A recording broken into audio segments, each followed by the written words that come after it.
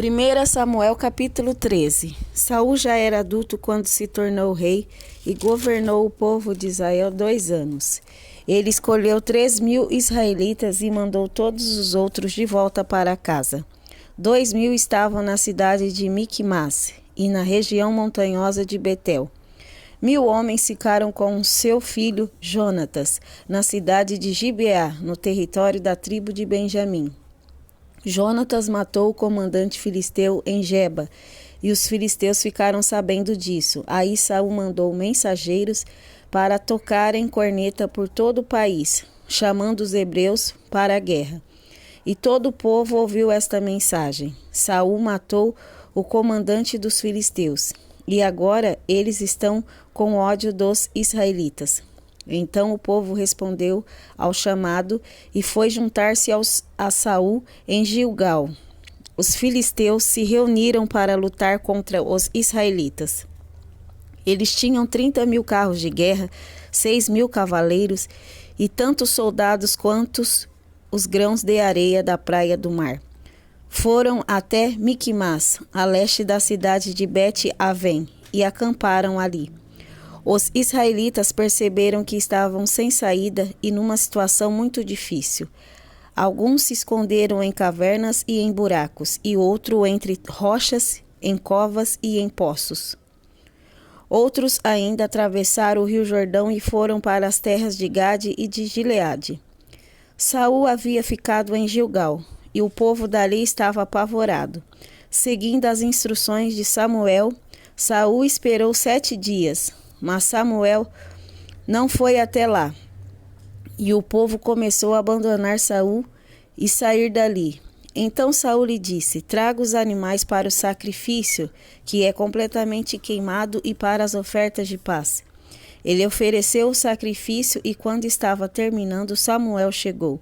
Saul foi ao encontro dele para o cumprimentar, mas Samuel disse: o que foi que você fez?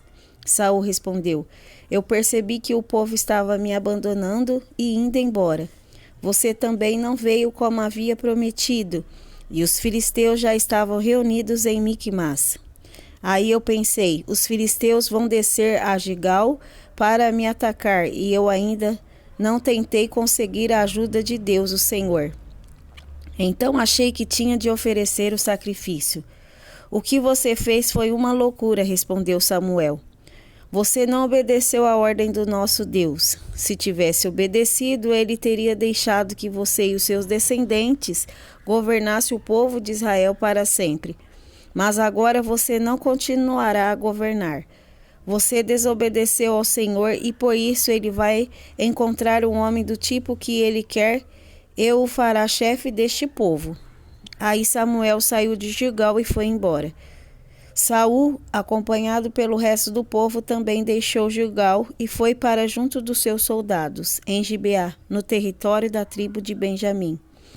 Então ele fez uma contagem dos seus soldados. Eram mais ou menos 600 homens. Saul, o seu filho, Jonatas e os seus homens ficaram em Geba, no território de Benjamim. Os filisteus estavam acampados em Miquimás. Os soldados filisteus saíram para patrulhar em 3 grupos. Um grupo foi na direção de Ofra, na terra de Saul.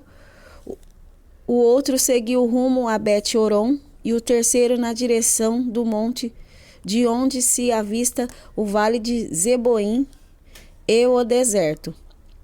Os filisteus haviam proibido os hebreus de fazerem espadas e lanças. Por isso não havia nenhum ferreiro na terra de Israel. Assim, quando os arados, as enxadas, os machados e as foices dos israelitas precisavam ser amoladas, eles os levavam aos filisteus.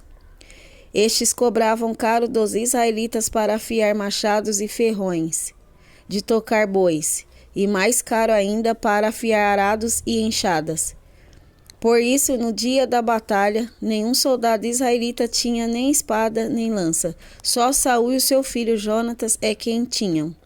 Os filisteus mandaram um grupo de soldados para defender o desfiladeiro de Miquimás.